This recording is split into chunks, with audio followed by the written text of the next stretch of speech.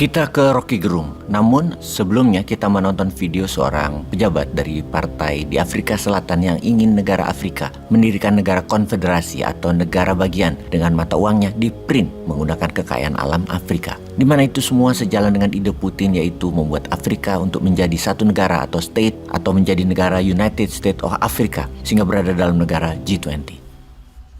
They don't have borders in Europe.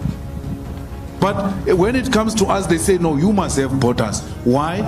The division of Africa is what makes them thrive.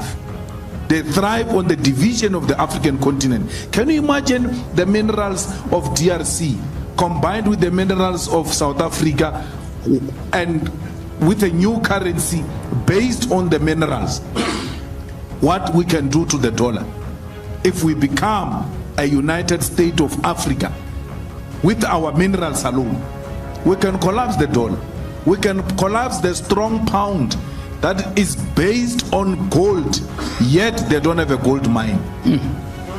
So why do you allow such things? There were no borders, and we must all of us unite in that call.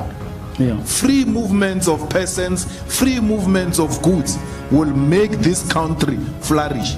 Kita ke era Pak Harto yang mengelola negara dengan tangan besi. Di tahun 90-an, Rocky sering diskusi rebuan yang dibuat Fordem, Forum Demokrasi, di rumah Marsilam Simanjuntak. Di sana kita akan sering melihat sosok Rocky Gerung yang berkesan pendiam, namun begitu diberi panggung, narasinya akan menggelitik otak liar sang pendengar. Seperti biasanya, diskusi diawali almarhum Gus Dur, kemudian berlanjut ke para tokoh oposan Orde Baru. Ketika Rocky Gerung didaulat untuk berbicara, narasinya seimbang dengan Gus Dur. Rocky Gerung adalah seorang oposan murni dimanapun dia berada. Dilakukannya sejak zaman Orde Baru, zaman Pak Harto berkuasa. Rocky bisa kita jumpai pada event diskusi yang kritis yang misalnya digalang oleh YLBHI, Pijar, atau Humanika. Ketiga parpol itu tempat para oposan terdepan di zaman Orba. Rocky Gerung di banyak forum zaman Orde Baru selalu jadi yang utama dihubungi, meski terkadang banyak berhalangan datang bukan karena dia tidak mau hadir. Namun hobi naik gunung bisa memakan waktu berminggu bahkan berbulan. Saat itu belum ada alat komunikasi seperti handphone.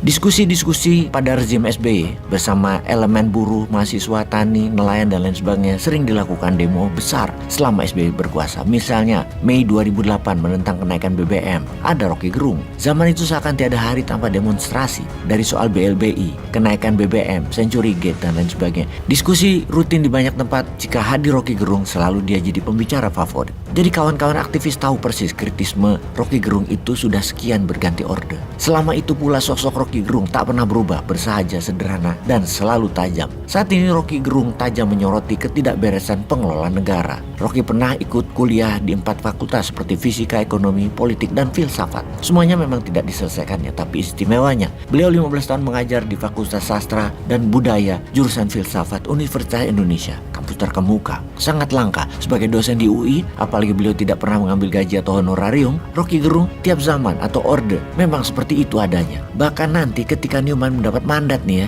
Newman menjalankan printing money, rupiah berbasis sumber daya alam yang akan memprint 5.000 triliun rupiah dengan underlying project seperti membuat puluhan ribu kapal nelayan, pabrik pupuk untuk petani, proses cold storage ikan yang semua untuk rakyat, juga mendirikan pabrik farmasi terbesar untuk obat-obatan gratis, rumah sakit gratis, dan jaringan internet untuk sekolah gratis dengan laptop gratis buatan 100% nasional. Seorang Rocky Gerung pun akan tetap berbunyi nyaring, memaki bahkan untuk mengingatkan Newman banyak hal yang masih belum dibenahi atau salah. Memang DNA-nya menjadi cermin siapapun pejabat berkuasa, Newman akan tetap biasa saja karena memang perlu orang seperti dia. Silogisme bajingan tolol itu punya makna kritis karena di ruang dialektika, diskusi seperti acara diskusi jelang aksi buruh tolak Omnibus Law. Beda dengan sumpah serapah pejabat seperti Ahok atau Risma yang acap kali memaki rakyat. Kita bisa lihat di TV untuk hal itu dan sering muncul. Apakah menghardik kotor hanya boleh buat rakyat, tidak boleh buat penguasa? Kontrol, kritik, cacian sepanjang dalam ranah dialektika, diskusi itu